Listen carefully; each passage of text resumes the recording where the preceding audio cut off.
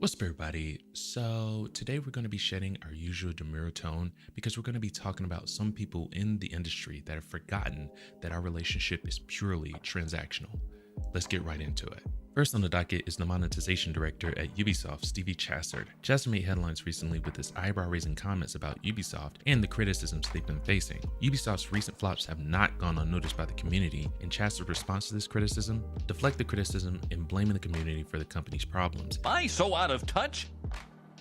No, it's the children who are wrong. Even going as far as calling the critics of the company and their failures non-decent human beings.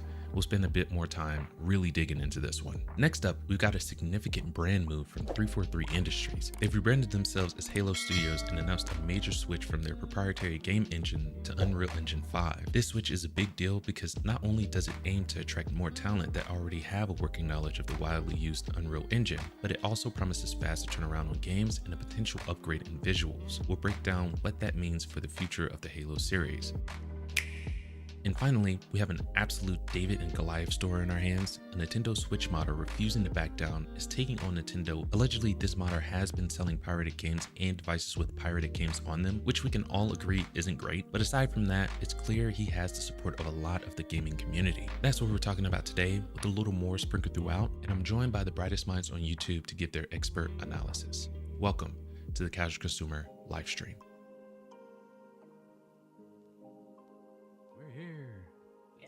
It was a little different this morning because I woke up at 5 instead of 6.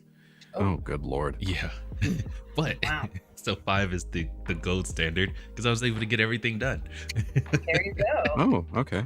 Well, excellent. As long as I don't have to Good wake man. up at 5 a.m., then we're good. Right? I That is swore fair, dude.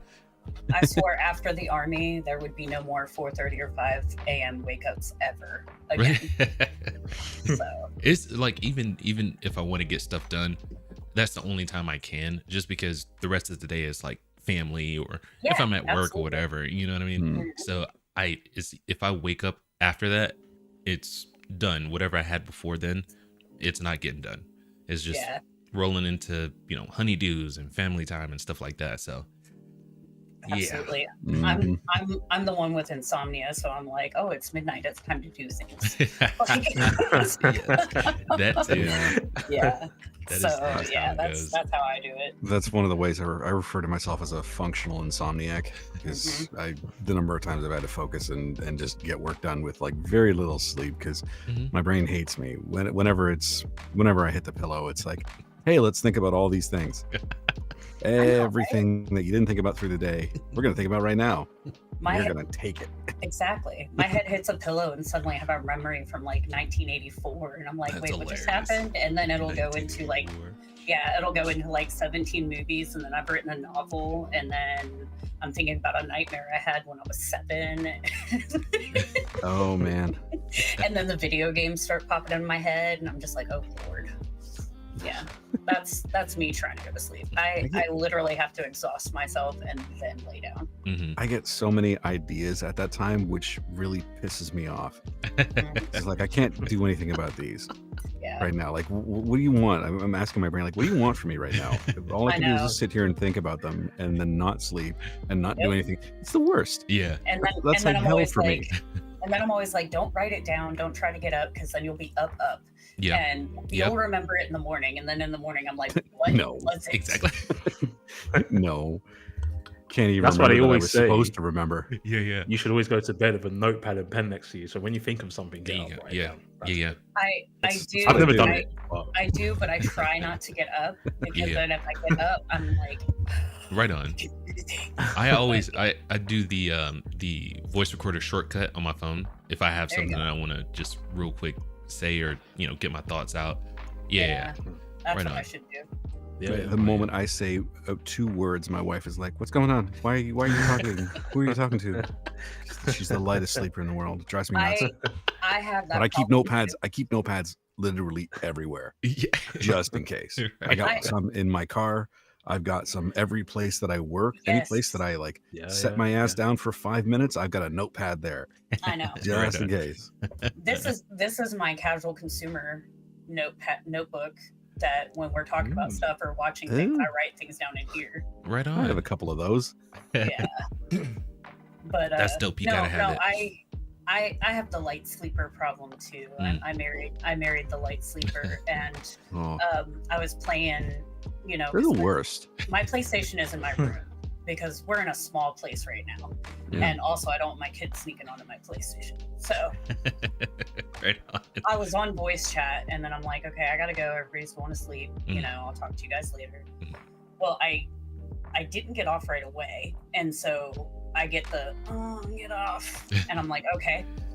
And then I get up a little bit later, and I'm like, okay, I'm gonna go take the dogs out one more time, make sure they don't wake me up early. And my cat like goes, and I'm like, Shatara, calm down. It's okay. I'm just getting up. It's okay, sweetie, because she's just like nuts. Okay. And I get the, I told you to get off your game, and I was like almost a heart attack, and I'm like, I'm talking to the cat. Yeah. So like I tell all my buddies the next day we're in voice chat, and they are all just rolling. And Yeah. I was like, it wasn't funny. My spirit almost left my body, dude. Like, All right. So we do have a couple of peripheral articles today. I know we don't usually get into it, but this one is pretty darn good.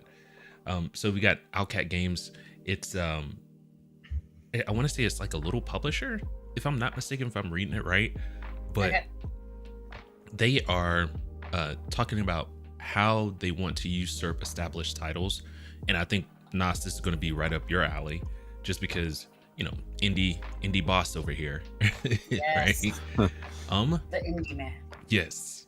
So, and we got one for you, Scotty, and you, Gigi, because you both are like Xbox, obviously, But I got something for you, Fox. You notice over here? Is it you see PlayStation? something? Hey, right on. It's a Does PlayStation that light Lite. up? Yeah. You know what I'm gonna do every week? Yeah, I'm just gonna troll and just have a PlayStation. Just start adding stuff, but don't say it. Okay. Just- Yeah, I don't think anyone would have noticed if I said that. No, just because it's quite faded in the background. Yeah. It's like you know, can I wear try to whatever look you for want on the lights. outside, but we know that you're Xbox on the inside. Scotty. But you know what now, I'm Scott? every- You've created the expectation that there's going to be something every week, so now people are going to look for it. It's going to become. There is some. There's part more. of- There's more. There's more. It'll be part of the casual consumer lore. I know. They're gonna be it's- like, what is the next Easter egg? Oh yeah, it's a freaking yeah. It's hilarious. This is gonna be great. Let's Anyway, get- Fox, what were you saying? Yeah, I don't remember, but let's get. You're talking into- about like someone wanting to change or supplant different game. I can't remember what you were saying. Yes, well, we got the article right here. We're gonna get into the article, Okay. and then we'll go from there. Right on. So we've got a Andriy Zvetkov. I want to say he joined the company way back, at least 5 years anyway. But he said, so 5 years in the acquisition of the publishment or publishing, the company's ready to share success with other developers, and that's so that's his plan. Wants to let's get into an actual quote from him, right? So the main goal, he said, is to help sign developers walk the path we have already walked. We know the challenges that await them in this process, so we want to make sure they are avoiding them. After creating 3 games in a row, we actually know what kinds of pipelines, what kinds of budgets, and what kinds of efforts one needs to create these kinds of experiences. Here, hold on. Creative vision and backing. You know what? I don't know where he gets into it. However, I do have some questions for you, even though I couldn't find it in the article. This is really interesting just because the state of the AAA gaming industry is right now is crumbling from the inside out.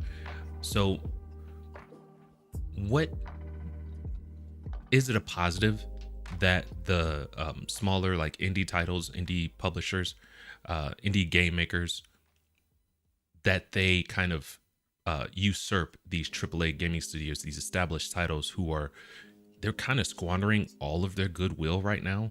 So they're creating a way where these indie titles can come in and just absolutely shine. I personally think that is a positive because, I mean, less money on indies. But go ahead, Gigi. I was gonna say, I think it's great when like an indie company comes in and because you can find a lot of amazing games, like, and some of them you don't even realize. You're just like, wow, these graphics, the acting, everything else. You don't realize that it's just this small studio. Yes. You'll think of, like with Hellblade 2, like there's not very many people at that studio, but Xbox bought them and backed them after the first one, and so they're able to do more. Yeah. But you look at the work and the dedication that these people put into it in those smaller games, and you're like, if you had that passion and that drive and that focus that these AAA companies have, and they're trying to put out, like Assassin's Creed used to put out like a game a year, or something that themed, and then you just like look at how their drive isn't so much putting out the best game, it's putting out the game and getting the money and doing the microtransactions. But then you're looking at these indie games and you're getting these great games, and they're just like, we're doing it for the game, for our passion, because we love it and we want you to love it, and success is going to be great, but we're focusing on like our passion and making it great for you, the gamer. And that's what we're missing in these AAA. And just to comment on that, you remember it was I can't remember who said it. It was in the game industry, and he was making the argument that because the games are longer, they should charge more for them. You remember that? Now, if we were relating that to the way Ubisoft, they're making their games more open world. Oh, you can do more. You can spend 100 hours in this world. That might be how they're, going towards the pricing that they do. You know what I mean? Like the 160 hours or 160 hours, $160 for a game because, you can do all this stuff in it. But making it open world just for open world's sake is not a great strategy. You know what I mean? I agree with that. Like, I really did enjoy when they took that different approach with The Legend of Zelda when they came out with Breath of the Wild. It was amazing. Like I've gone back and replayed it many times. I enjoy that they continued it in Tears of the Kingdom to a degree. But there's something there, something of substance, something that goes with that lore. It's not just there's this open world and there might be like this weapon out in BFE and like that's really the only reason you have to go there. Like in Assassin's Creed Valhalla, I was just like, I'm literally going through nowhere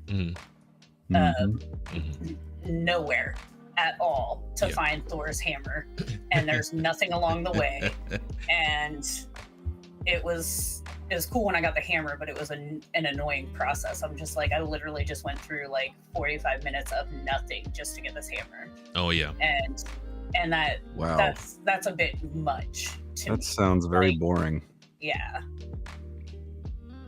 Oh man, I don't think it was really 45 minutes, but I'm just saying, still though. But I don't see this this story as a bad thing at all. I mean, more indie publishers, the better.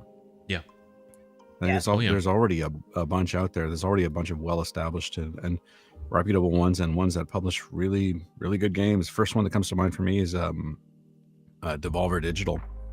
Okay. And probably Team 17, I think, as well. I think Humble Bundle's gone, so maybe that created a bit of a vacuum. But yeah, no, this is great. But it sounds more like they're focused not on individual titles, but on supporting teams that can continue their success going forward, which I think is good. Hopefully they stick to that. Because not having to worry about how your game is published means you get to focus more on the development side of it. That's right. A lot of indie developers have to play both roles. They have to self-finance and stuff like that. So if this allows them to either get the financing or get the publishing on multiple consoles, and they can focus more on what their vision of the game is, then I think it's going to result in a better product. So this is great. This is great news. Right on. Scotty, I'm glad you came to me, because I'll be honest, I'm trying to understand what's going on, because the word I've never seen that word before. Usurp? Usurp? Upsurp? Usurp. What does it mean? I've been Googling. It means take over. Kind of like take over. Take over. Yeah. Right.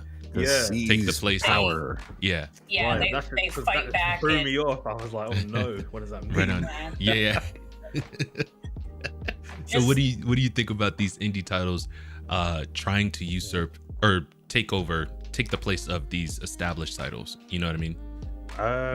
If it would it, do you think it will give them more rights to the game itself? Because obviously, if publishers get their hands on it, it's theirs, isn't it? So it depends. It depends to a degree how involved the publisher is. If the publisher wants a certain thing to be included or excluded, well, it depends on the agreement, I suppose. Yeah. So we'll have to wait and see how hands-on or hands-off Owlcat is. Yeah. If it gives the devs more creative freedom, I think it's always a good thing. Like we've seen something similar over the years with Kojima and Konami, obviously. So he had a vision for his Metal Gear Solid games, and Konami clearly had their vision for it. And then eventually there was a disconnect with the last one. So I think if it gives the devs more creative freedom, then I don't think there's anything wrong with that. But we'll see how it goes. I think there's a limit to that, though, isn't there? I mean, you don't want your creatives to have too much freedom. You got to rein it in somewhere. No. I'm not. It just happens when you don't have. When you have limitations, that actually helps you be more creative, right? So yes, very true. Yeah. Because you got to figure out how to kind of get around, work within those restrictions. Yeah, exactly. Yeah, so they can make you way more creative. But to speak to your point, Scotty, we know what a Metal Gear Solid game looks like without Kojima. So yes, Konami. Exactly. Oh my gosh. Well, but I think that's another discussion. It is. We could write a book on that. I am excited about how the Delta's looking, though. It looks so good, so good. So it really does. Excited. Like I was just like, you remember the Chinese spy? I should look. You remember the Chinese spy that Boss was running around with? You remember? Dude, she's gonna look crazy, and Big Boss looks nuts. Oh yeah, I know what you're about. But yeah. Was it Ava? Was it Ava? Yes, yeah, Ava. Dude, yeah. Crazy. Yeah, the graphics look good. The graphics. Yeah. Right on. Oh, this is a story for you and Gigi, Scotty. Yeah. So there's a huge fan of Halo, and what he did, dude, he he made a warthog in real life. Dude, check this out. It looks freaking cool. Yeah. So those things were difficult to drive though, man, on the game. Yeah. Look at the inside of this thing, dude. Look at that. Wow. Look at that. That's neat. Wow. So he it looks like he converted over like an ATV type of. Yeah. That's bigger than that though, isn't it? Like, yeah. Oh yeah. You do know the theme song's like ringing in my head right now. Just looking at it. Halo 3. Oh. Let me see if they have any comments down here. Nope. That's awesome. Oh, they do. To know what it was. Oh, I wish I was creative enough and had enough time to do stuff like that. I wish I had enough money to do something like that. The junkyard must have loved him. Yes, exactly. Yeah. That's the only place. The only place I could think of that where he can get those parts and just kind of fashion them, with a blowtorch or something like that. But oh man, does anybody else miss Junkyard Wars? Does anybody know what I'm talking about? We had Robot Wars. This was different. The same thing. Junkyard Wars was you basically had to build something using only what you could find in a junkyard. And it was a competition between like multiple teams. And at the end of it, you had to test out your creation using only parts that you found in a junkyard. And I felt like it was this short-lived show that was only on for like a couple of years, but it was freaking great. It was such a cool show. Didn't have a lot of like the big personality that you have from most shows like that, most reality show or competition-based shows. It was just straight up fun to watch. Yeah. And anytime I mention that show, 3/4 of the people in the room with me have no idea what I'm talking about. No, I think it's cool seeing people like. That's one of my favorite things is seeing people like pull something awesome together out of nothing, you know. Oh, and so like I kind of remember what you're talking about, but I'm not sure if like I remember specifics or anything. But yeah, Crap, but it love went on that for stuff like 11 that. years. What? The show was on for 11 years? That's crazy. Holy crap. Cool. I wonder Anyway, if sorry. we had like. I wonder if we had an equivalent because we had Robot Wars where people made robots out of We scrap. had Yeah. that too. Yeah, we had that as Oh, well. right. We had that on Okay, TV okay. too. That was was cool. fun. I like that. Yeah, Mm. I did like that. I really like this interaction right here. It says this is Duo Maxwell. We'll get the name of the guy that did it too. Freaking throw him some shine because he did a freaking fabulous Yeah, job. it did. I don't see why that would cost thousands of dollars since I doubt it has the futuristic functioning weapons. That should take no longer or be no more expensive than putting a body kit on your car and making it, let's say Camaro look like a Lamborghini. And so this dude checks them, understandably so. Yeah, it would be very easy if those prefab body kits were consumer products off the shelf. He had to design and fabricate all of these parts himself from what the article mentions many times over till he got them right. Yes. Mhm. Yes. All this stuff, it looks like this is all custom that he made himself, dude. It's like, Yeah. what are you thinking? What are you thinking? And him That's so and a cool, buddy yeah. of him in the Halo get up, dude. That's awesome. Says Peter Should sell it. Walzak didn't identify as a car guy, which makes his hobbyist super project of choice all the more surprising. Building a functional life-size version of the iconic Warthog Jeep from the Halo games. By his own admission, the retired Navy test pilot, of course, has poured untold hours and thousands of dollars into the amazing prop, which he hopes to feature in Halo fan film someday in the future. Look at this guy. That would be awesome. He was like, "You're making a movie? Hey man, I built a Warthog for you. You can use it." Mhm. It's like that's Yeah, Exactly. just good. it's gonna Chef's cost you. kiss. Oh, My yeah. thing- I wonder my what thing the is- insurance is like on this thing. My thing is, all I can say is he won cosplay. Oh, He wins cosplay. So 100%. I wonder, is it functioning? Because you said it was a prop, right? Yeah, but it's gotta at least move a bit. Like, I mean, obviously the gun's not gonna move, but I would Well. think that it would drive and stuff. Well, Well, I mean, Great if it was just like a t-shirt cannon on top. oh my god, that would be freaking hilarious. You drive it out to Microsoft events and shoot t-shirts at the crowd. That'd Oh be yeah, great. Yes. it have Oh, the Halo guy from the show call it Master Cheeks. Master Cheeks t-shirts. Oh god. Oh my my gosh. All right, are we- I'm a little mad they canceled that show because now I'm like, now I'll never know what happened to them in the end. Like, thanks, I guys. know. I Well, didn't I think started Master watching Chief- it, but it stops. Sorry, Mm. Niles, go on. No, go ahead. Go ahead. You were starting. You were talking. No, I was just saying. I watched the first season. Ending was a bit. Meh. Started the second, and then I heard it was cancelled, and I just stopped to even continue Mhm. it. oh yeah. You know, I Yeah, didn't think you ever saw him without his helmet on.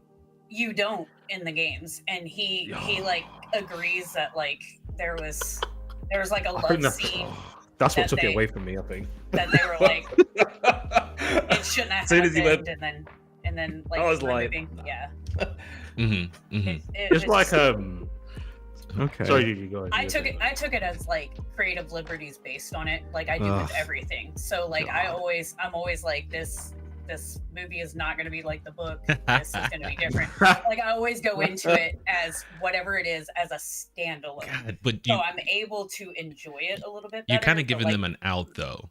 You know what but I mean? as far as Yeah. games How so? go, well, no, I agree that they shouldn't have changed certain things. Mhm. Like, you know, like Mhm. come on, Master Chief, you know, The helmet? Yeah. You can't take off the helmet. It's like Yeah. Shao Kahn in Mortal Kombat, the movie, the second one. When he took Yeah. his thing off, I was like, "What are you doing?" it's like he ran around out of uniform more than he did in uniform. It was insane. That's What? exactly what I heard too. Yeah, Yeah. this man was naked more times than he was in this Halo get up, dude. Yeah. Yeah, he was. He What? was. To be fair. Yeah, It was. And the he was second getting it season on was and worse. also. The hell are you? Are we talking about the same show, right? We're Yes. talking about Yeah. Halo, yeah. Yeah. Oh man. hmm Okay. Creative liberties. Creative liberties. That's putting it mildly. hmm Holy cow. I mean, think you're right, they- Nas. We need to, clamp down on too much freedom. Well, I mean, it happens though. you do. Anytime you take something that's limited to the gaming space and you try to create it for mass appeal, right? You have to have it appeal to the, and I don't mean this is, I'm not using this as a derogatory term, but to normies, the people who wouldn't be playing the game, who might be interested in this product. But you gotta find an in for them somehow. Same thing with Fallout. I have issues with that show too. Pretty much any of these adaptations I have an issue with. Okay, first of all, I think for what it was, they did fantastic with Fallout. We talking about Halo or Fallout? Fallout. Okay. I was the normal that watched Fallout. It was adorable, the character they came out with Lucy. Like, I just loved it. But as far as the video games go, I do understand exactly what you're talking about. So I put a lot of weight on the first interactions that I have with a show, because if you don't win me over there, I'm done. Yeah, I don't want to waste my time. Right? This is your chance to sell me on it. I don't like the argument every single time I hear it. Like, oh, well, you have to watch the first half of the season. No, I don't. No, I don't. That's what the pilot episode is for. If you don't grip me in like the first episode, you're done. Exactly. Sorry. It's the pilot. I just had way too many questions up to the first one. There's way too many things that didn't make sense or I thought were just outright stupid. And that was it for me. Right on. Freaking, I recently started rewatching The Walking Dead, and that pilot episode is freaking so good. It's so good. That first episode is nuts, dude. But that's it. What you're saying, like the pilot episode. Probably, Again, Oh, rewatch it. All right, okay. You're talking about the pilot episode, and if that grips you, you're like, oh, I want to watch going forward, right? I want to see how this unfolds. The Walking Dead premiere was great. I loved it, but I also have to give a shout out. I don't know who did it, and if you guys can find it anywhere, it's going to be awesome. But they decorated their yard with a bunch of walkers. Who did? Because whoever it was, I don't know. I just saw a snippet of a video on maybe TikTok, but it was like they had the theme song playing, and it was like the walkers are coming, and you see the yard, and it's a bunch of walkers. Right on. But it was actual walkers. That old people use. Did they have Negan? Did they have Negan? No, it was actual walkers, like the medical walkers, and it had me rolling. I was like, that is hilarious. Like, I mean, I love that. I love when they do that. They were like, we know Gigi's gonna come trick or treating through our neighborhood, and she might need some help with that bum hip. So here we got walkers. Did they have tennis balls at the bottom of them too? Yeah, hilarious. It had me rolling. I was like, love that. This is the best thing ever. Yeah. And I'm like waiting for like I wish it was like one of those, like, you know, I pulled something up and then you scroll and then you can't ever find the video again. Yep. Happens to me all the time. I wish I could have seen like the comments on that one because it was priceless. I was just like, oh, Walking Dead, and then I had to double take and I was like, wait a second. Walkers. This is clever. Yes. Like right on. It's like a joke that was like in plain sight. It's an easy joke to make, but it's so funny when you see it. You know, it's like, okay, that's great. I know. Right on. All right. So should we move on to our next one? This one's probably going to be our longest one, but Ubisoft attacks fans again. Here they go. That's a winning strategy. Yeah, they do. so Steve Chassard, and apparently he's the monetization director over there at Ubisoft. So he's the guy that's like, hey, let's do these loot boxes here. You know what I mean? The guy whose job we wish didn't exist. Exactly. That's a job title. Wow. Yes. That is hilarious. Yes. That is hilarious. Maybe Ubisoft has a bit of bloat. Stevie Chassard is kind of like Office Space. It's like, so what exactly do you do here? You know, I take the orders from the customers, I bring them to the engineers. What don't you understand? Great movie. He gets hit by a car. I don't want this guy to get hit by a car. Yeah, God knows he would do nothing but whine about it on social media. Sorry, I'm just really annoyed by this dude or what he said. I'm sure he's a nice guy. Actually, I'm not. But this statement. Anyway, go on. So Ubisoft, we already know that they're going through like several like high profile flops right now, right? I mean, that is an understatement, really, with everything that's going on with them, working with the Gomot family, trying to get, sold off to Tencent in the flop of Star Wars Outlaws. They're going through it right now. This is the last thing they needed. But let's hear what Stevie has to say.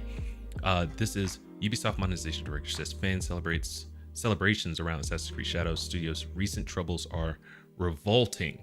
This man went he went full like what's that meme with the vampires from the what's the angsty teen movies where they glow when the sun hits them instead of bursting into flames? Twilight. You remember those three like high ranking vampires where they're standing on there and they're looking down like this? Oh yeah. Oh, I didn't watch the movie, but I think I know what you're talking about. Right on. Yeah. Okay. Sorry. Go ahead. He's kind of going full like let them eat cake type deal, right?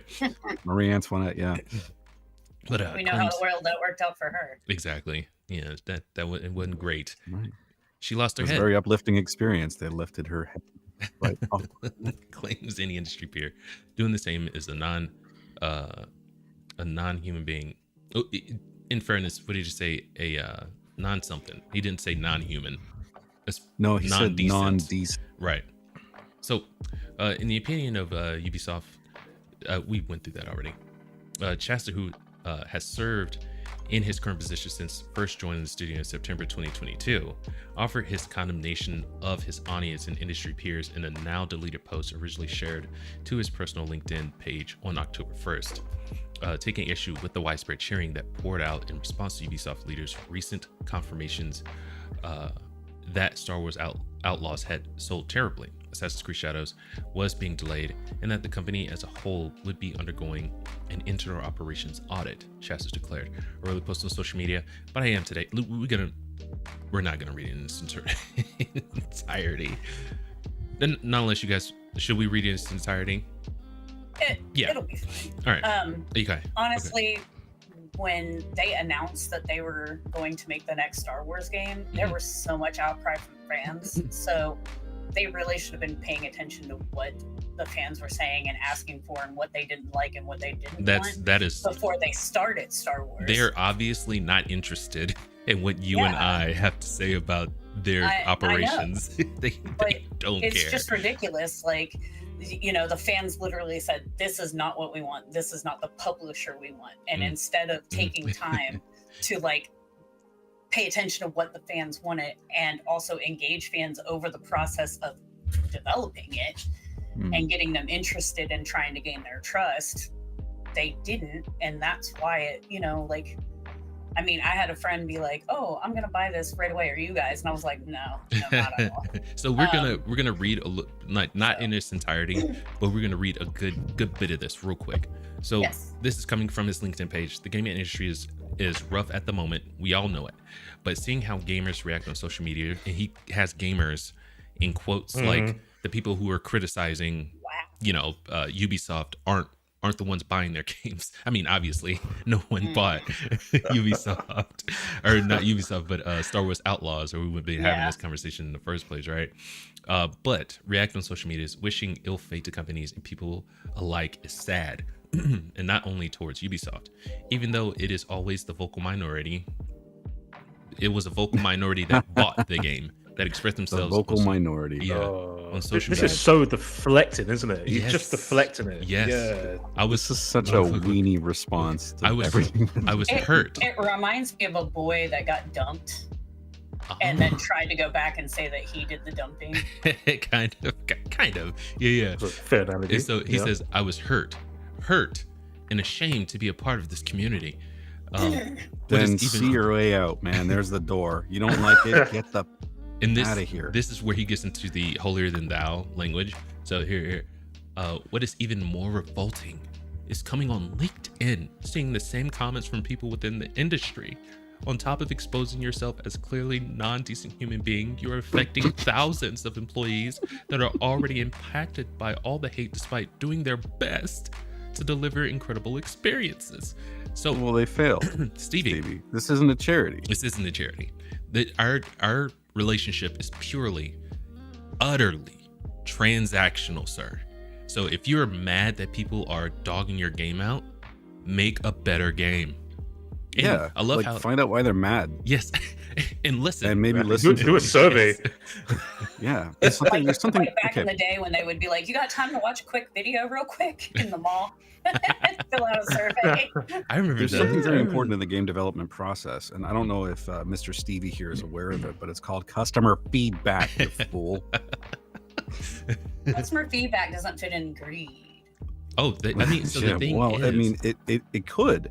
It actually could further empower greed if Exactly. you listen to the feedback and apply it to your games. exactly. And then people are Exactly. really, really happy that you did that you They'll listened buy to them more. and that you created a product that they want. And then you know what happens? They buy it. Sonic, And when they buy it, you get money. Yeah. the first When Sonic you get movie. money, it satisfies that whole greed itch. Yes, I know, it but that does. would make sense. Well, we can't have that. So the we thing is, cannot have that. they're not in it for the money. They're not in it for the money. They're in it for the fifis and whatever agenda they're trying to push right now. Because if you notice, like with Star Wars Outlaws, the controversies were making her like not as attractive as the model that she was modeled after. And if you pointed it out, if you said something about it, there was like, oh, well, you can't fap to the main character, so you're not gonna buy it, right? Anything but to, you know, distract from the fact that gamers like looking at people who are extraordinary, more beautiful, more strong, more heroic, whatever, right? Pick You a know what, thing. though? Yeah, Let me pick my character. Let me pick what my character looks like. Or that. Character went that creation way screens too. are nothing new to games. They've been around for forever. they could have totally went Why? that route.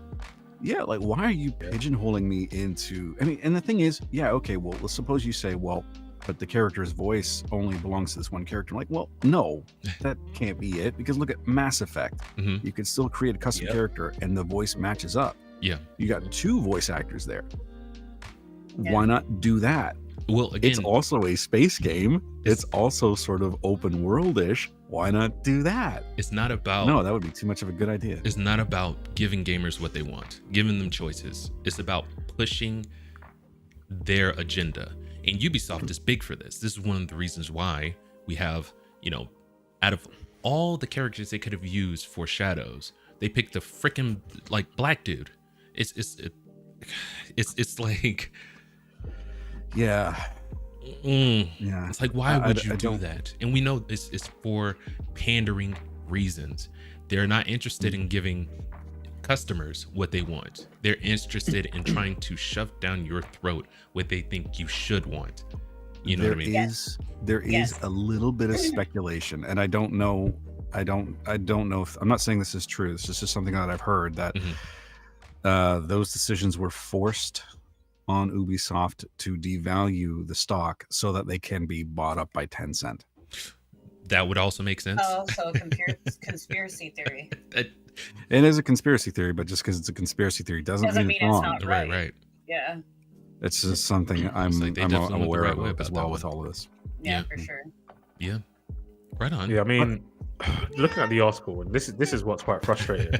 I thought that was a baby. I was Merlin like, agrees. what the heck is Thanks, that? Merle. I mean, what's frustrating as well is you can see it's a clear deflection, right? I mean, Mhm. no disrespect, but with a job title, monetization director, I mean, that's the first thing. That's the first thing. That is so Yeah. absurd. Yeah, right? yeah. That's the Mhm. first thing. And I'm just pinpointing bits from the article.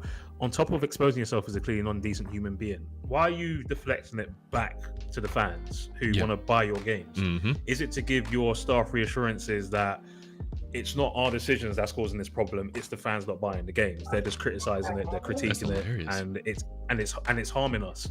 And that's not the case, as everyone said. Look, we want to buy a decent game. Look at the gaming industry. As Nara said, on Mass Effect, you can pick and choose your character. Mhm. If characters are a problem, all right, let the fans create their characters. Yes. Let them pick their voices. Mm-hmm. And what did he? I think he said as well that all right, there were negative comments towards the company X, Y, and Z. All right, there might have been, but I'm fairly certain a lot of fans probably just put their feedback forward rather than criticizing and wishing harm on the company. Right. They're Yeah. probably just saying, look, we want the game to be better, which is different feedback than feedback directly at the company wishing them the worst. Does that Yeah. make sense? I just think it's such a deflection. Yes. Like it's like it's giving your employees to say, right, it's not our decisions that's causing the problem, it's the fans because they're not buying the games. When it's the other way around, it's the decision making that's causing this problem, isn't it? Yeah. Most people aren't saying anything about this. Most people are just quietly not buying the game. Very true. And that's why it's the this is vocal what they're minority. seeing. They think anyway. That's the thing I don't understand. I mean, if you don't ever attack your prospective audience ever, because you know who's watching that interaction? People who are thinking about buying your game, people who are like looking at you as a studio and saying, I wonder if I want to buy this game. I wonder if I want to support this. Oh no, they're attacking fans. I don't think I want to do business with them. There you go. You're scaring people off. Yeah. Plus, it makes you look really childish and petty, sir. Oh, this whole post is like that. Oh, yeah. The whole post, I'm like, why does this exist?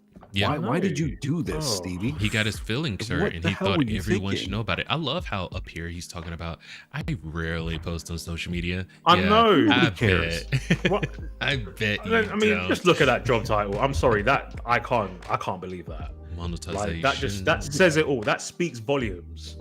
Like if you Google it, I haven't It is Googled rough it at yet. the moment. Monetization. Well, so- no, not everywhere. Yeah, It's not rough everywhere. I mean, indie's doing great. Exactly. India, that's more people are playing indie and retro games than ever. Yeah. And it just goes back to like, not only they feel like they're owed our money for Yep. some reason. I don't get that. It's like it's a transaction. Well, yeah, I mean, you make a look at good his game, job I'm title. gonna buy it. Well, yeah, I definitely. keep going back to it because that's ridiculous. Yeah. I'm sorry, It's- that is ridiculous. With Ubisoft, I feel like it's taken a while for them to run out of the goodwill that they've amassed over the time. But it's been a slow and steady decline, just like their stock prices. But with the Zing. quality of the games going down, with them not really innovating too much, with them charging like an absolute premium for a quadruple A game, slowly they've started to shake off their customers, their loyal customers. Yes. So I'm not really surprised. Why would anybody be surprised at the result of this? How is Stevie surprised by this unless he's got his head in the sand? Yeah. Like, I'm not one that takes pleasure in seeing a company's downfall and the impending unemployment that follows, but Right. I don't find it the least bit surprising that customers are fed up with Ubisoft, and this is how they are responding to it. Exactly. And at some point, I do have empathy for them. But when you have people like this Stevie guy, you have people that come out and tell you, oh, you should like this because, you know, like with Starfield, good Lord. It's like, yeah, it's a great game. And the fans are like yelling. It's like, no, we hate it. And it's like, Yeah, but you're Emil wrong. Pagliarulo thinks it's great, and his opinion's the only one that matters. 100%. I was trying to think of his name. Oh yeah, I remember But that. Yeah. Tone deaf. Customer service really needs to come back to these companies. Yes, It's not hard. Yeah. It's not hard. You have to swallow a bit of pride. Mhm. You got to take your lumps. Exactly. But you understand that the customer, I mean, get rid of the community managers that you have that are attacking fans, first of all, Dude, and bring you back gotta. customer service. 100%. Make customer service great again. Yeah. I mean, I've just Googled monetization. I'm sure we all know what it means, but the action or process of earning revenue from an asset, business, etc. Right. So to me, it just sounds like the game hasn't sold. It's your job to make sure it sells. Find out the root cause of the problem, why it's not selling, rather than bash the fans for not buying the game. But Scotty, that's hard. It is I hard. know. You got to make phone calls. You got to do I wanna go on surveys, LinkedIn, you I gotta wanna do whine all about kinds of it. stuff. That's what I'm saying. Oh, let's go on LinkedIn. Let's see if it helps, because that post isn't going to help the sales. No, Oh no, it's not going to help him with sales. Not going to help him with future job prospects either. because he's exactly. attacking This other man people in the might industry. not get another Yep. job. It's Exactly. easier to gaslight and blame than take responsibility and Yeah. try to do the work to fix it. That's the Like, word I was looking for. Mhm. Gaslight. The That was the one. thing I learned about this whole incident with this dude and this post, and it's not something I expected to learn, just how savage, utterly savage LinkedIn comments really are. They are beautiful. I'm so disappointed that this post got deleted because they're completely civil. Hold on. Nobody's calling anybody names. Everybody's speaking in a cordial, civil manner, and they were absolutely roasting this guy. It was beautiful. That's I probably wish why I I'd deleted taken it. them. Oh man. So we got some comments right here, and just so this is Ooh, bounded in the yeah. comments. So Steve has no right to call out any of the negativity around Ubisoft. His job title is literally what's killing the company: monetization, not sales, post-launch monetization scams. He seems to believe companies are entitled to customers' money when that's not how business works. It's supposed to be company puts out products people want to buy, and the people do just that so the company can keep putting out more products they'll want to buy. What post-launch monetization does is turn that relationship into parasitic. You don't have what you thought you paid for and have to lay out more cash to get just a bit more of it. It's an unsustainable business model, and the oncoming economic crash is going to illustrate that perfectly when people have to seriously consider what they spend money on. Now, quick question for you guys. So in the AAA gaming industry, is there a crash coming? Do you see a crash on the horizon? How would you define a crash? A lot of these AAA businesses going belly up or significantly reducing their real estate or their real estate output and manpower. Do you mean like the bubble bursting, which will bring the price of games down, etc.? Yes. Yes. Especially AAA titles. I see AAA title prices going down. If I'm honest. Because stuff like this, if people aren't buying the games, something's got to give. Right, really. Exactly. Yes. And so I always go back to this the stat where it was like 90 upwards to 95% of gamers aren't playing AAA titles anymore. They're playing old games or indie titles. Yeah. So I'm one of them. Yeah. I can It's because we're waiting for those prices to drop. Because hell yeah. you know, Christmas is coming. yeah. You got to take a wait and see approach with these. Like I haven't been able to buy Silent Hill 2 because I mean, one, I'm trying to finish buying this house, but two, like it's just too expensive. Buying a house definitely takes precedent over. I want to get Black and Kong, but it's cool. I think that's awesome though. I have like 4 games that I like want to buy that have come out recently, but I mean, exactly. You gotta pick and choose what you can get, and then you gotta, well, which game do I want to play the most? And then of course when you're streaming, you're just like, or putting it on YouTube, you're just like, which game is going to get the views, what is going to gain the most interest, and stuff like that. So there's a lot that goes into it, and these companies just don't realize it. Like, and then the fact that like you guys were saying, if you're waiting for it to go on a sale, that's less money that's going to their bottom line. So some way they're going to have to, cut costs in the production of these things. So, Sony doesn't need to make a Spider-Man 2 at $300 million, probably more, with the advertising budget that they had and stuff like that. They need to oh dude, they in Concord 400 million. They really need to find a way to cut the production costs for these games, and that way you can bring the cost down, sell more of them, and then everybody's happy. Greed. It's a knock-on effect because you've got employees to obviously pay as well. Yes. We don't know what the market's like. Obviously, it's competitive, but you want the best people, so you got to pay them the best bucks. Yep. You need to bring in the Bobs. You need to bring in some consultants and see where all that money's going. That's not helping with the finished product. Oh my gosh. Get rid of that bloat. That'll reduce cost. That's one way, anyway. I thought you were talking about Bobs as in like No, it was an Office Space reference. Got the Bobs, the consultants. Right on. Okay. What would you say you do here? I'm a monetization director. Get out.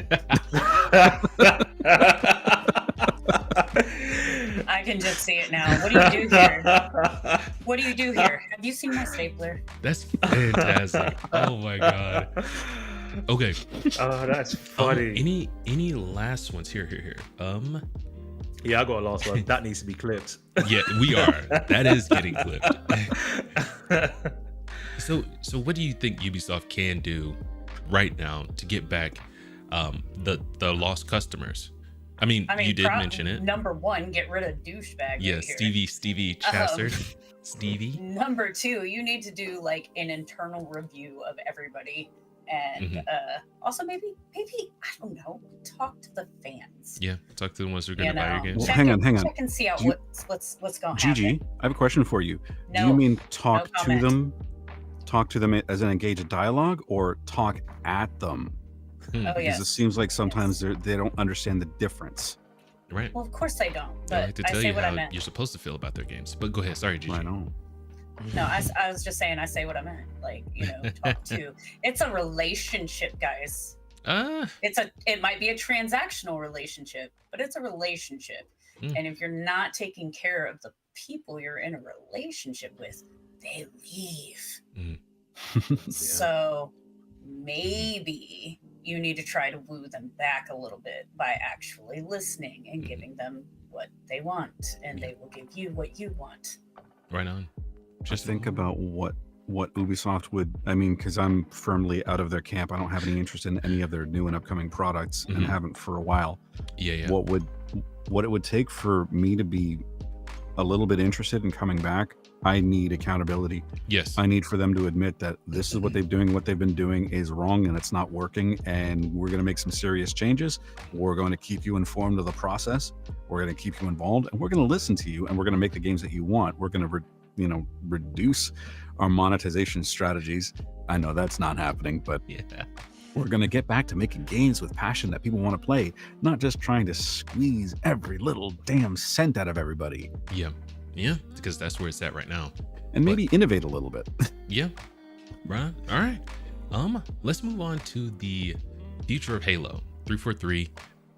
Let's get to it. But 343, they just changed the name to Halo Studios, and they moved their future projects over to Unreal Engine 5. This is huge, just because, this might increase their production so they can move through games faster, get it to market faster. And the amount of people who already know Unreal 5 instead of their proprietary engine, they're going to be able to get really good talent, So we're going to have to see what this does for it. But this is coming from IGN. This is being pinned by Kat Bailey. Future Halo games moving to Unreal Engine 5 as 343 Industries rebrands multiple projects in development. The future of Halo is starting to come into focus during Sunday's Halo World Championships. 343 Industries made a number of announcements, including that it will officially be changing its name to Halo Studios and that it's working on multiple new games. Exciting. In addition, the newly rebranded studios say that all future projects will be developed on Unreal Engine 5 or Unreal Engine, leaving behind the slipspace engine utilized by Halo Infinite. The announcements were unveiled in a 7-minute video shown ahead of the Halo World Championships Grand Finals, which showcased the results of Project Foundry, an experimental project designed to show a Halo game built using the Unreal Engine. So let's take a real quick look at this, because it looks freaking crazy good. This bitter, okay. Don't do that. Okay. Don't do it. It did it. It did it. It's like, oh, here's the whole video and you can't skip forward or backward. Yeah, okay. I'm just not gonna watch the video. But look at these pictures. These pictures look freaking nuts, dude. They had to do that though. They had to, because I'm a graphics person. I love stuff like that. Yeah, they had to, because I think Gigi is as well. I'm a diehard Halo fan. I've played all the games apart from Halo Wars. The problem with the last installment, I think it was Halo 5, was that a lot of fans critiqued it because it looked like graphics from the last generation. So a bit like what we were saying of Ubisoft, you have to do something to bring the fans back. I think this is a step in the right direction, because the graphics do look really good. But it's not just the graphics as well. The story needs to be right. And since Bungie left, and obviously 343's taken over, the story hasn't been the same. But I will say this is the step in the right direction from a graphical perspective, but the story needs to be a bit better. Right on. Okay. Yeah, the story and the lore in games like this that are established and have a big following, like you need to really work on something engaging and something that pulls you in, and something that like pulls at the heartstrings, I guess. And you also like, I mean, I can deal with graphics only being slightly better. If it's beautiful, I love it. But if you're able to at least get a little bit more as far as graphics and beauty and stuff like that, but the story is there, then you've got an absolute winner for me. Right on. Like I want that you know, that's another reason why I like the Horizon Zero Dawn and Forbidden West so much, is it had a really good storyline. Yeah. Like it had heart, it had character, it had all sorts of other stuff, and like stuff like that. I love it. I'm just like, yeah. So, and being scared to death while playing video games. Yeah, it can be really unforgiving. Horizon. Yeah. Jeez, man. But so are you guys super excited about them switching over? And what do we think about the name change from 343 to Halo Studios, especially since they weren't the stewards from the beginning of the game? You know what I mean? Yeah, I mean, the name's a name, I guess. So I don't have anything wrong with the name. Why did they do that? Was it just for name recognition? I think it is. I think it's to try to get one. They're trying to like establish themselves as the Halo people, you know. And two, they are probably just like, oh yeah, let's do this because then we're gonna get like a lot of. Because think about it, like you're calling yourself Halo Studios, so new gamers are probably gonna associate it with all of them, not just the one you did. Do you think? This is an honest question. This isn't like a joke, but do you think people care? Like I don't think so. Normal people, not intense gamers, but people who would be just like, hey, a new Halo game. Who's this made by? Halo Studios. Never heard of them. Let's I check mean, out honestly, the I comments. personally don't care. Here's up.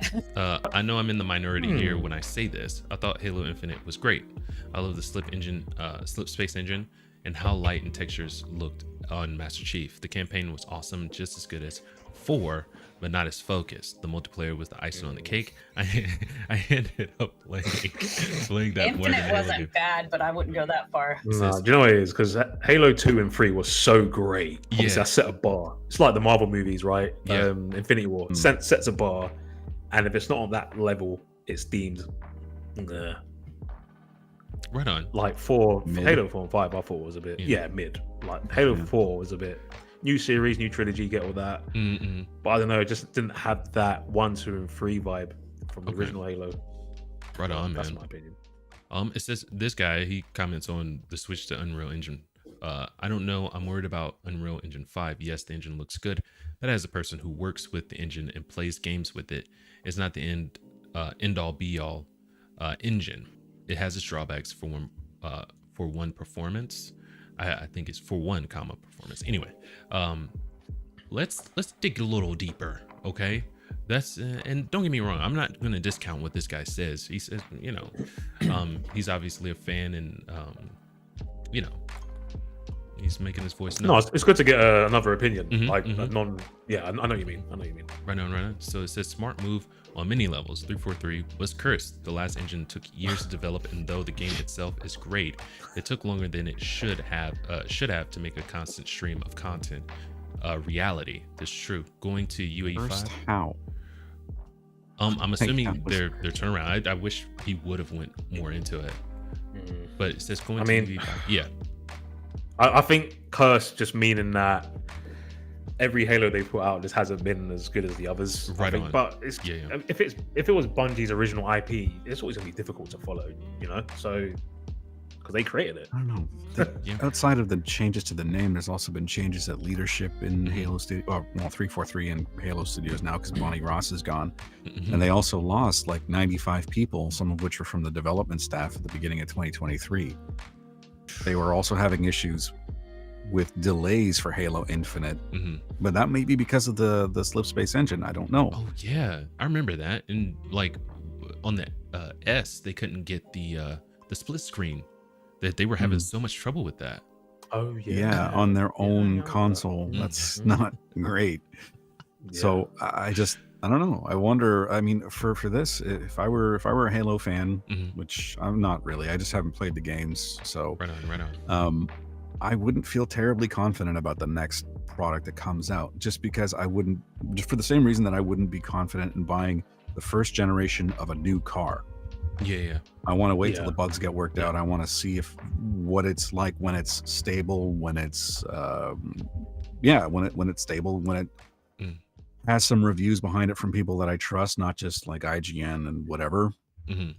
And then I would go forward with it, whether or not I want to buy it. I would be totally comfortable with a wait and see approach for this. But I do agree that like the Unreal Engine 5 would make it easier to onboard people, because there's not many people out there that have experience in the Slipspace engine, because it's proprietary. Exactly. UE5 is not. Yeah. It looks like the vast majority of these comments, they're dogging out their earlier stuff, but they're positive on the changes that they're making. They want to see the UE5 transfer, and they want to see more products and the turnover being shortened and all that good stuff. So they want good Halo games. I don't blame them. Yeah. Oh, well, yeah, 100%. And hopefully, and looks like they're making the changes that people and fans want to see. So, hats off to 343 Industries, or now Halo Studios, for actually making positive changes, for their future. So hats off to them. Because they're being transparent as well. They're being honest and said, look, this is what's happened. Here's what we're doing. Here's what we're working on. And I think not just fans, anyone would appreciate that, except for, are you going to say something, Daz? Like I said, I would advise people to just wait and see before you jump on this. I mean, this is the thing. Anytime that there's like let's say the previous game sucked or whatever, in this scenario, right, yeah, there's changes made. There's going to be a certain group of people that are like, ooh, they made changes, the next one's going to be a banger. It may be. I hope it is, for the sake of anybody that's interested in buying the product. I hope it is. Yeah. But I'm not so sure. Right. Because we don't know what's going on behind the scenes. We don't know if there's development hell and all that stuff. So I would just caution people to wait and see with this. Right on. Because you see too many people getting disappointed because a game comes out and it's a buggy, monetized mess. Yeah. Right on. All right. Let's move on to our last one. So Nintendo, I was like, what the heck's going on here? But we have a Nintendo modder, and he is not only refusing to stop his operations, but he's also going to court with Nintendo without a lawyer, which is absolutely insanity, right?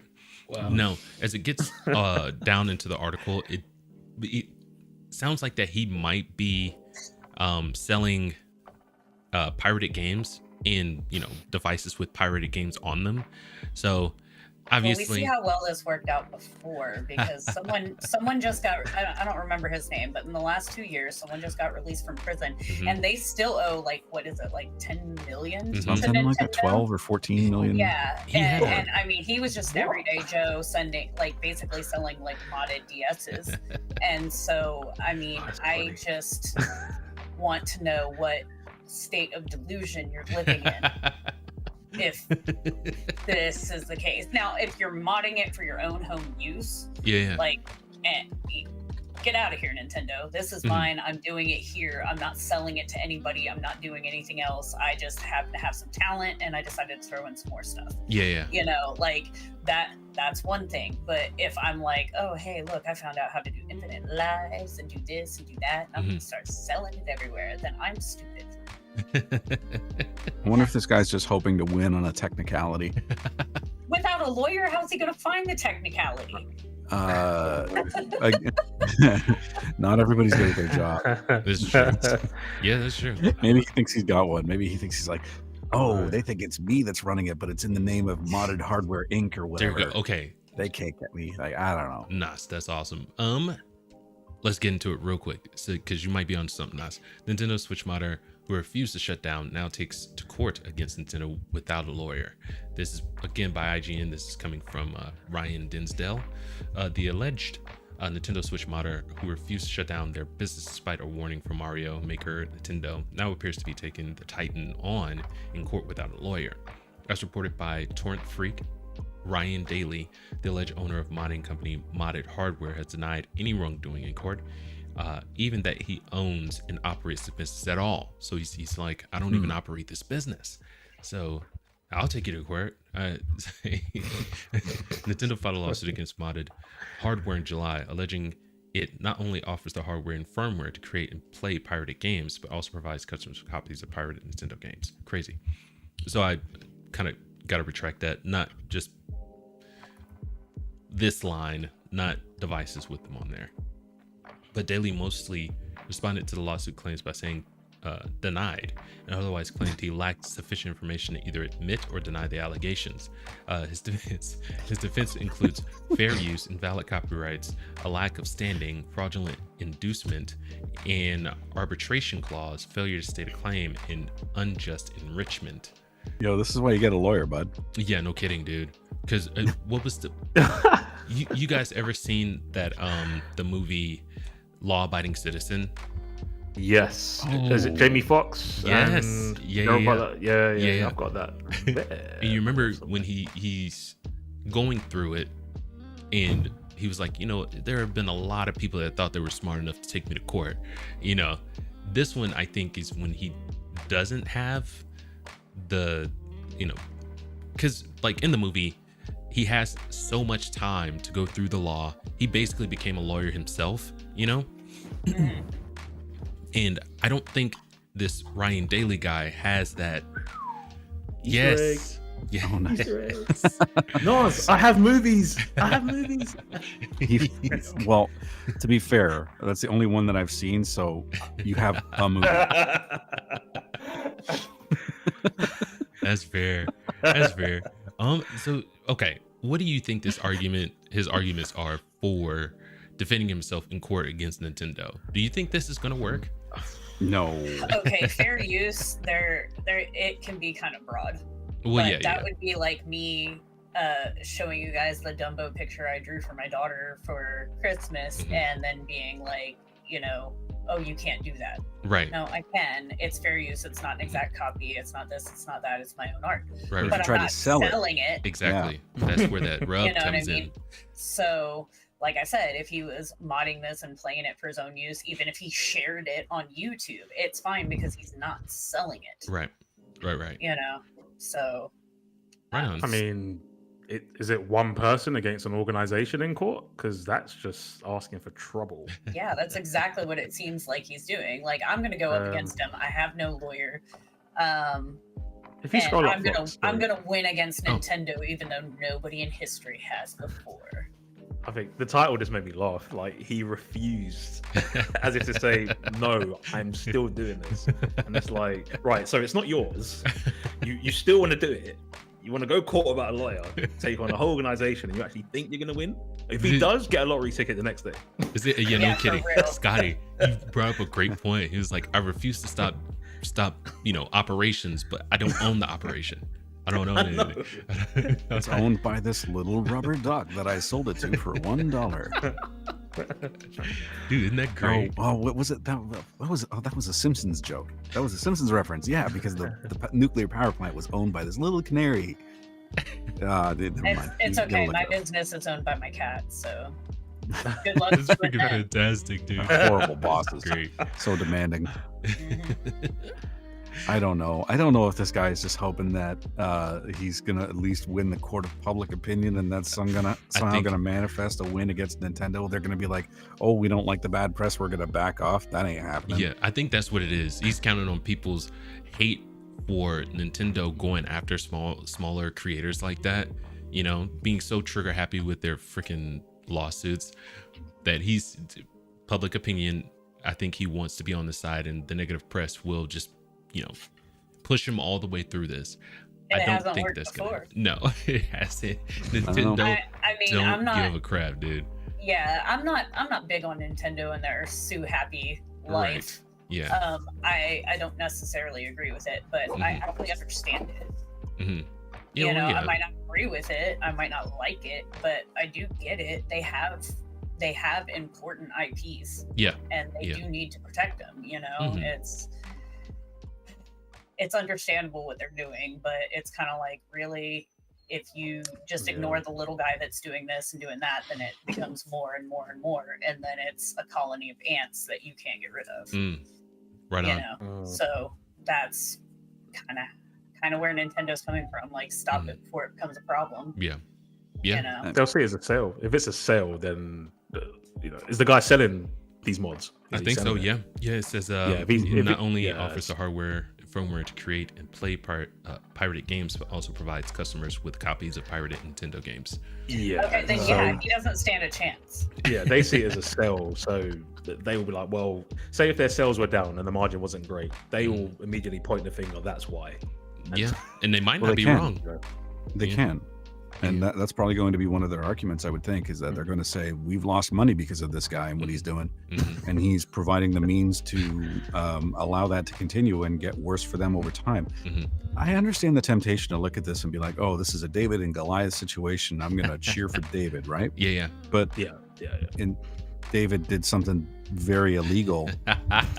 So So that was my only caveat. Is like, if he is doing, the pirated stuff, but if he's just creating mods for people, I honestly don't see a problem with that, dude. Honestly, I don't. man, But if he's, taking pirated games, selling pirated games, it's like, okay, yeah, no, it's yeah, like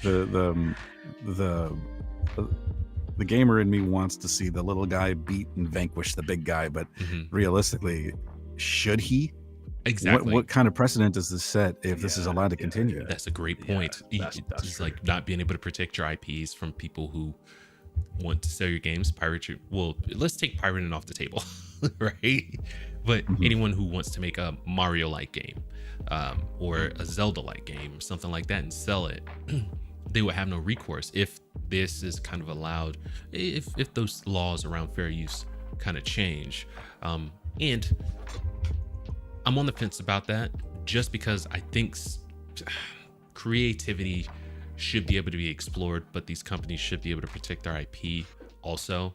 I would love to see like a super fan of Metal Gear Solid make a Metal Gear Solid game, that was completely detached. He's just a one-off, a standalone. It's his own creation. I would love to see something like that, but I understand that Konami, it might affect them negatively and hurt their sales, so they have to protect that IP. I get it. I get both sides of it, but I don't know. what you mean. I'd love to see it. I know what you mean, because it's someone, you mentioned Zelda, funny enough. There's a video on YouTube where someone's literally rebuilt Ocarina of Time, but in Unreal Engine. I'm not sure if it was Unreal Engine or Unreal Engine 4 or 5. I'm not sure which one. Yeah. But it looks immense. But the person's done it for free. I don't think they've no, they are, because I think they've said they've I can't remember the website's called, but you can basically download it and play the game. Oh, very cool. Okay. Yeah, Oh, but neat. it's free. He just literally just built the game from scratch. He or she, I'm not sure, built the game from scratch and said, there you go, previewed it on YouTube, and it looks amazing. So I see that as, you're right, Fox. I think they see it as, or I see it as, they've taken inspiration from your game and this is their take on it. Mm-hmm. And they've given Nintendo full credit for it. They said, we know it's your game. Yeah. We've taken inspiration and here's what we've built. And it looks great. I mean, the comments on YouTube have said this guy needs to work for Nintendo and help remaster Zelda like this. Oh boy. I'm looking at it. I mean, it might My look like favorite that, word, remaster. That's all Sony's doing right now. I can't stand that. Especially They're if, remastering and delisting the older versions of it. That's something I don't like. that I'm just was calling that the repackaging. Horizon issues that they're going That's through right now. just damn but dirty. Horizon And then- Yeah. Horizon. did that. remaster. Yeah. Yes. Yeah, Yes. they're remastering Zero Dawn. But yeah, I'm- you know that game that just came okay. out for the PS4. I know. It's a bit too okay, early for first that. of all, it came out in 2017. That's They're still very remastering recent. it. What? That's still recent. Yes, it is still very recent, Yeah. but they're remastering it as far as the PS5 goes, That's less than Which- a decade. which Yeah. I'm not upset about. They're trying to bring it up to par with Forbidden West, but they've added stuff. It's not like they're just being like, "Hey, here's this." I think I've Right. triggered GG. I'm triggered You GG. did trigger GG. Okay. Okay, Kyle. I've got family stuff happening at the same time. Oh, that I'm gotcha, trying to gotcha. do at this, so I apologize. Yeah, A little no, you're good. distracted. But You're good. but okay, so we also, the majority of us people own it, so like Mm-hmm. I'm paying $10 for a remaster with more content and better graphics, so I don't really care. Well, it's You know. a little bit Shouldn't have to different. pay anything. If that's true too. But I mean, they I get it, they but delisted the PlayStation 4 one, right? So you'd have to buy it all over So- again, right? doesn't Or matter. Or I am have I? it all. You know what? Here, I'm gonna look that up real quick, just because I don't have the full facts about it. I will say this though: they have a Rolodex of games that they can go back and remaster. Why the ones that like with Last of Us, they've remastered that to freaking death, and now they've got ones that are super recent. I want to see Jak and Daxter. I want to see Jak and Daxter. I want to see the ones that really put them on the map, remastered. For Horizon Zero Dawn, go ahead. Sorry. For Horizon Zero Dawn, they delisted the PC version of it. Okay. And now the remastered version has the stupid PSN requirement. Oh gosh. Dude. Okay, that I don't agree with. It's stupid. You're gonna see this a lot, I think. Anything that they have, any games that Sony has released on PC, you're gonna see them quote unquote remaster them, delist the previous version, repackage it, and then make people use the PSN. I feel like that's going to happen en masse amongst multiple publishers. They're going to take away the old versions that they have that they can't further monetize, repackage them, charge a premium, and then insert some sort of monetization wherever possible. Love it. I don't love it. I think it's monetization. Disgusting. Director of monetization. Well, yeah. Maybe. And I don't think that I think it's a Sony problem, not necessarily a Guerrilla, problem. But I'm sure they're happy that their game's getting a refresh and put back out in public. But this is Sony. They've been doing this. Naughty Dog. It must be working though, Fox. That's the thing. I did like it though. Right on. At first, when it was like a free PS5 upgrade. Mm-hmm. Yeah, it should have. Yeah. It should have stayed. And, there. And I think they should stick with that, honestly. But I understand that they were doing it more than because of the fact that one, we want to try to move people to PS5, and two, people can't get PS5, so they have no choice but to buy PS4. So we're gonna give them the free upgrade once they get a hold of the PS5. So I kind of see where that was going, but I still wish that I could get like the free PS5 upgrades for like everything versus having to pay $10. Can I tell you guys something? No. Sure. No. Fine. I'm just gonna leave. I made the mistake of just asking and not just blurting it out. That's my fault. This is a safe space. I have this theory, and I think the 2020. Sorry, when's the PS6 supposed to be coming out? I think they said 2026. I wouldn't be terribly surprised. Better not be coming out in 2026. Those assholes. Oh, I'm sorry. I wouldn't be surprised if that gets delayed. Yeah, they should. It's just because this wasn't a proper generation, man. They should have started the beginning of the generation last Christmas when everybody was able to finally start getting exactly. I think the reason behind it is what I've outlined a little bit, that they're going to be going on this kick where they're remastering and remaking old games, bringing them up and putting them up for PS5, and that's going to be what you're going to get for this generation. There's still going to be some new stuff, but there's going to be a lot of remakes and remasters. And people aren't going to have any incentive to buy a PS6 whenever it eventually comes out. So I think they're going to push that down the road a little bit. Yeah. And then just try to, because they're still making games for PS4, brand new games available to play on PS4. This is true. Why? Yep. And if you, I just don't understand why anybody would go to I don't understand why anybody would go to a PS5 Pro, let alone a PS6. Yeah, and the PlayStation Pro apparently is selling out everywhere, so there is a market for them. Beyond me, I think that's going to make consoles going forward way more expensive, since they just put it at the price tag and people is flying off the shelves. Fine, but I agree. I want to see what it's going to look like going forward for consoles. I want to see if people are going to buy a PlayStation 6 for $800, $700-$800. I want to see what it's going to look like, and what is the technology going to look like? How much better can the graphics really get at this point? You know what I mean? How much better? How much? That's another reason why I think it's going to be delayed, is that there's not really much you can improve that's going to, at least not from what I think, there's not enough that you can improve that's going to motivate people to buy a new console. And I'll just say this real quick. Did you guys see the news about Apple and they're slowing down how fast they put out the new iPhones? I Yeah, think good. everybody's going to Rightly run so. into that. Just like, how much Yeah. is technology really going? It's jumping forward. Not really, not that much. I mean, I want to say their last 3-4 phones were basically the same. Maybe a little bit of a camera lens change or something, but Right. I mean, it's not.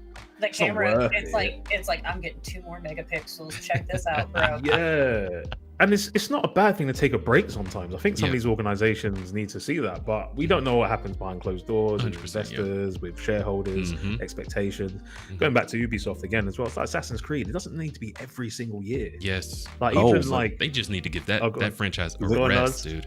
get that They punchline talked in. about like they're going to be making like what 10 games in the yes. next 5 years or so. Yeah, so like, ridiculous. come on. No, Make it Try take making a break. good game first, and then we'll go for. I'll stick with one good game, please. Yeah. But I like Black to see. We'll Flag's go gonna for get quantity after you get the gaming process down. Yeah, Speaking of remasters, Black Flag's getting a remaster. crazy. Is it really? Absolutely. Yeah, When was that's that not out? even that old either. Yeah, I know, right? It's like, why are we doing this? Oh, Why are we doing this?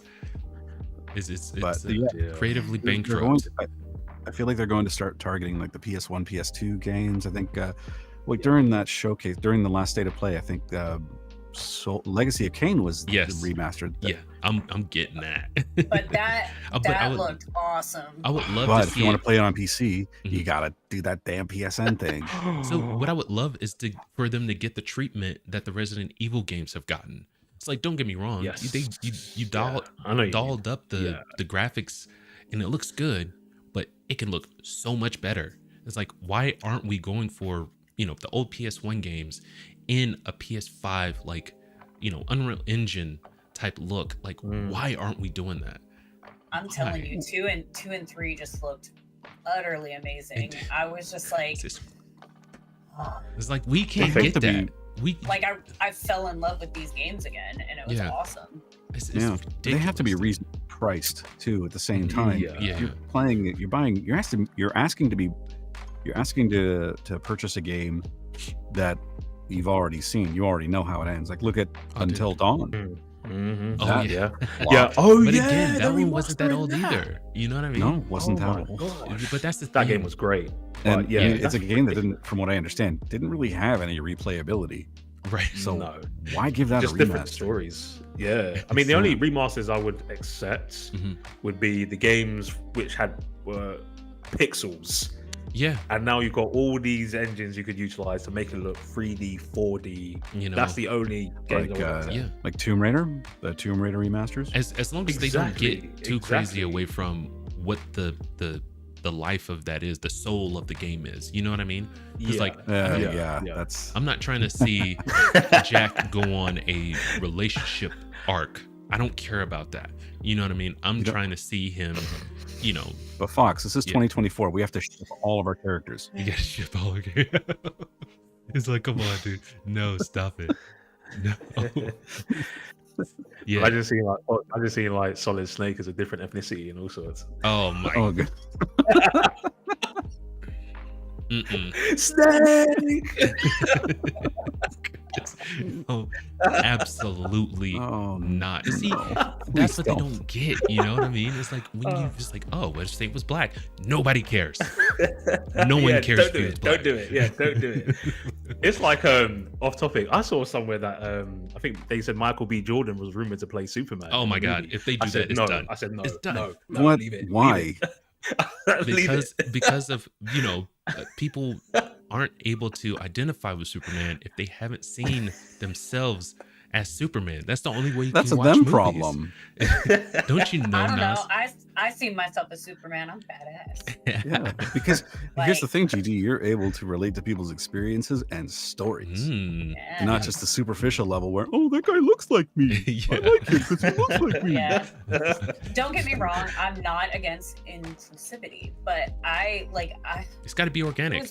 I was raised Yeah. different, Yeah, like yeah, organic. Make your Like, own I had- Superman, black I Superman. had You know? an aunt and an uncle and cousins, and they were black, and like I truly honestly thought they were actually blood related to me. It had like Yeah. I Right, didn't right. know any different, but I was lucky because that's how I was raised. So I Yeah. just don't see it. I just see like if you're not a good person, I don't care if you're freaking purple. Yeah, but Like the 90s. I'm not gonna hang out with you. The Shouts 90s Lil were- Virus. Yeah. Thanos is Yeah, crushed. theorist. Yeah, I know, right? Mhm. So the thing about the Making fun of my 90s, growing up, Swiftiness. we didn't talk about race that much.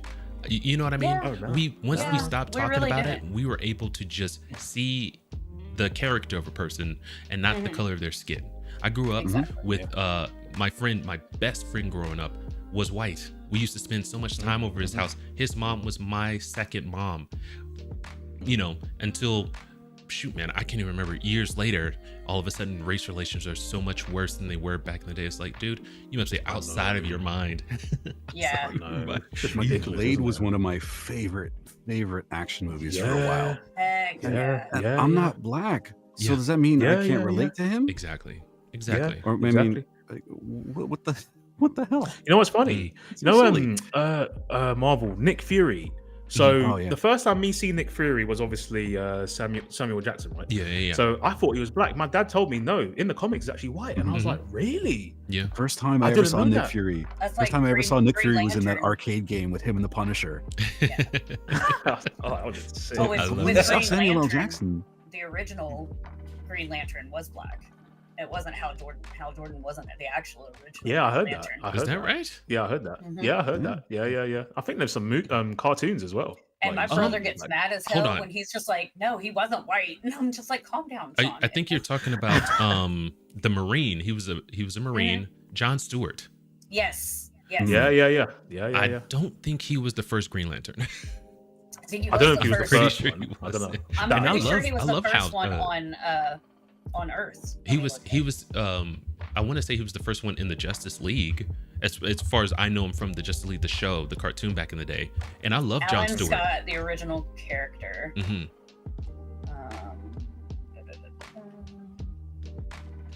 And hold on, wait, let me go grab it. Let me, you know, Yeah. I'm gonna get the Vegeta one too. Okay, John Stewart was the fourth African American superhero to appear in. Oh, we got the DC Easter eggs Comics. today. What we He's got, the Fox? receipts. Oh, Freaking John Stewart. Right Okay, on. so oh, that's cool, man. okay, Alan Scott was the first one. Hal Jordan was the There we second. go. Guy Gardner. Oh, yeah, John that's cool, Stewart. man. Okay, Right. yeah, Yeah. you're right. Cool. He's got the receipts. You're right. Mark it, because I don't say that often. Don't know if you can And hear one it. of Don't the know if reasons you I can love him too is because he's I a said, Marine too. you're right. Mark it down, because I don't say that often. John Stewart. Oh. There you go. Yeah, I'll take it. I know. All the women watching are like, this bitch. I know. She just set us all up for failure. Like, Well, they're looking at you now and they're like, "Oh, Gigi doesn't represent us anymore." that's exactly what it is. Right on. I know. Let's do a wrap She up turned against females. real quick. Any final thoughts on anything that we talked about today? Get rid of that job title. That is all from me. Yeah, So yeah. many Monetization thoughts. director. Okay, Get first rid of it. first of all, Ubisoft, you guys have become like the douchey frat guy that we don't want to hang out with anymore. So change. Mm-hmm. That's fair. And, you know, I feel like if you're making games, you maybe need to take into consideration gamers and know we're not gamers. 100%. That's a very good point. Yep. Thank you, I Gigi. have a question about this whole vocal minority thing. I already told you no. No more questions, no more comments. Fine, I have a statement about this whole vocal minority thing. Right on, right on. Dang, You you can't got me. have somebody. I did technicalities. Mm-hmm. Yes, I should go represent that Ryan Daly guy since I'm more of a lawyer than he is. If anybody could win, it's you. Yeah, yeah. Because your hypnotic voice would It get sounded them like to he be was just throwing No. words out there and, Jesus. and hopefully something stuck. It's like, here's a bunch Maybe. of lawyer speak. Hopefully something sticks out there. It's like you're fighting somebody who actually knows how to fight, and you're just like spamming buttons and hoping Yes. that maybe, you get that beginner's luck. Oh, yeah. Doesn't really work in a court of law, I don't think. But Mm-mm. No. Never know. I have trouble with this vocal minority thing. Hmm. You call these people a vocal minority when it suits you, Mhm. and you allow them to play two different roles when they could be as powerful as you want them to be when it seems like things aren't going in your direction. But at the same time, you're calling them a vocal minority. A minority shouldn't have that power. Exactly. How can both exist at the same time? Hmm. It's a BS term. It's just a boogeyman they created for gamers. Exactly. Yeah. stop using that and actually engage your customers. Yep. And maybe do a little bit of introspection, buy a mirror, look at it from time to time, and think, maybe I'm at fault here. Maybe there's something that I've done that has contributed negatively to this situation. Maybe, just maybe. Yeah. Give it a try. Yep. It's that Simpsons That's meme. all. Am I that out of touch? No. Truly, No, it's the it's children. all of the gamers. I'm right. I, one person, am right. But Yeah. all of those millions and millions and millions and billions of gamers, Mhm. they're the ones that are wrong. Right. Sure. So what's Sounds funny about right. when you run into a situation like this, especially with Ubisoft, with Star Wars Outlaws, you might have a vocal minority out there, but there's a silent majority who are just walking away apathetic at your game Yeah. and just not bothering. It's like, oh, Ubisoft put out a new game. I'm not interested. I'll just continue playing my retro games or my indie games. So yeah, If people are angry, consider yourself lucky that they give enough of a crap to be angry. that too. Yeah. Exactly. True. Exactly. My thing is, it's just I want to stoop myself to be low enough to be those people that are constantly like complaining or bashing or trashing Mhm. on, X, which is still Twitter, Elon, and everything else. You know what I mean? Like I got mad about the PlayStation blackout because like you created this with your stupid ads and now I'm ticked off and Mhm. like back in like 2011 PlayStation was down for over 3 weeks and I was not about that life Yeah. with that outage the other day. But again, I'm just mad because I'm like, why don't you tell me what happened? Was it a hack? Was it your ads? What's going on? Yeah. But I just can't stand when they're just like, let's alienate our people, or Yeah. trash the people that are, I can't stand looking at everybody feels so comfortable just being crappy online because they're behind a computer screen and they would never say this stuff out loud. And it bothers me. Like nobody that's looking at my Twitter would be like, oh, she was against this Star Wars Outlaw game, but the first time I heard about it was on stream this week or last week or whatever, It's because I'm not gonna just go out there and put all that negativity into the world, but I'll also give you my opinion. Right. And there's a difference. There's a difference between like going out there and absolutely trashing this game because you want to pile on. There's a difference between that and giving constructive criticism, but they are kind of merging the two. Anyone that's giving constructive criticism, they're taking it at, oh, you're bashing the game, but you're Well, the a term they vocal use, minority or whatever. The term he used was hate. That's not hate. You're right. It's criticism. Hate and that's means fine. I'm looking at you guys and thinking there's absolutely nothing that you can do, and every decision that you make, I will be angry about. Yeah. Those people aren't worth communicating with. Right. It's not worth creating a social media post on LinkedIn to talk to those people who you are not going to win over because they will not allow it. Exactly. You got to talk to the people that you can win over. But in so doing, he's alienated himself and Ubisoft even further with this ill-conceived, ill-timed, childish post. Very It childish. is really quite childish. Yeah. Oh, This guy's a director. He's a leader. He's in supposed to Ubisoft. have like grace and A little bit of poise. decorum, Yes, exactly. professionalism. Yeah. I can't bash the Star Wars game because I haven't played it, but I Right. made my reasonings why I'm Exactly. not going to buy or Yeah. play it very clear. Like one, I don't want the microtransactions. I don't think that Ubisoft was the best choice of studio, giving their games that they normally do. Yeah. And then the more that I've heard about it, the less interested I feel I would be. Will I pick up the controller and try it at a friend's house? Maybe. I don't know. I'd Right. be willing to sit there and watch them play when I go to hang out with them, but it just doesn't seem like something I'm interested in. Yeah. And that's why I'm not playing it. When I heard that Ubisoft was making the next Star Wars game, there was no excitement in me. There Gigi, was- why are you a hater? Why are you a member of the vocal Yeah. minority? I know exactly. What's wrong? So Yeah. it just, and that was just my opinion, but I didn't go out and like start ranting on Twitter about it and being like, oh, this is the worst mistake ever. I ranted do about the it. pricing, I think.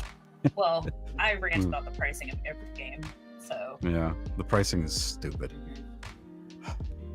agreed. Yeah. So, I don't know. I think that But yeah, I think that everybody does the poor me and tries to turn things against the consumers instead of trying to understand the consumers and make it better. Right. So Agreed. to the people like Stevie Chassard, stop conflating people giving you constructive criticism with the people who are out there demonizing you, because the people like us who value that kind of thing, value the constructive criticism, we don't agree with anyone out there trashing your game just to pile on. We don't agree with that. But you're conflating the people who are giving constructive criticism because you don't want to hear it. You want to you want us to buy your game just because it has the Ubisoft name behind it, and you're using people giving you criticism as a it's because a he's smokescreen. involved with it, and he's such a swell Stop guy. doing that. I know. But And let's anybody go ahead that and close paints out. so We're hitting carelessly and with such a broad brush, yeah. what's going on? Oh, go for it. Sorry, what do you say? I bit didn't know lag, what's I going on. think. Am I out of sync? What happened? I don't know. I don't know. I think there's a bit of a I lag. think you were going into something while Fox was trying to close down the show. I And may be a little bit out of sync. Sorry. That's okay. Never mind. Go ahead, Fox. I think you were trying to close up anyway. Right on. Let's go ahead and close this out, and I will see you guys on the other end of this. I'm so sorry. I'm sorry. All right. Hey, All right. See you everybody, guys. thanks for tuning in, John and Beerus, even though you're on my list for attacking my Taylor Swift love. Everybody have a great weekend, and thank you for joining us this Saturday. All right. Oh yeah. See you guys. Cheers, guys. Right on, Have right a good on. one. All right. Want to thank everyone on the panel. Big thank you to them for coming out and giving their intelligent, poised opinions on the things that we talked about today. I always enjoy it because, like the last stream, I actually had my mind changed on a certain subject, and that was awesome. Being able to, look introspectively and all that good stuff. So I thank the panel for doing that. And also, you can find their social medias and their YouTube and their Twitches in the description. Go ahead and definitely check those out. While you're down there, you can look at the videos that we have. It's a big Rolodex. Take your time, go through them. And lastly, but definitely not leastly, everyone that joined into the conversation, everyone that were there watching probably didn't join in. That's totally fine. But there'd be no reason to get up at 5 o'clock in the morning to do this and to prep the show and bring it to you guys. So thank you. We'll be here next Saturday, same time. And until then, keep it casual. Peace. All right. Holy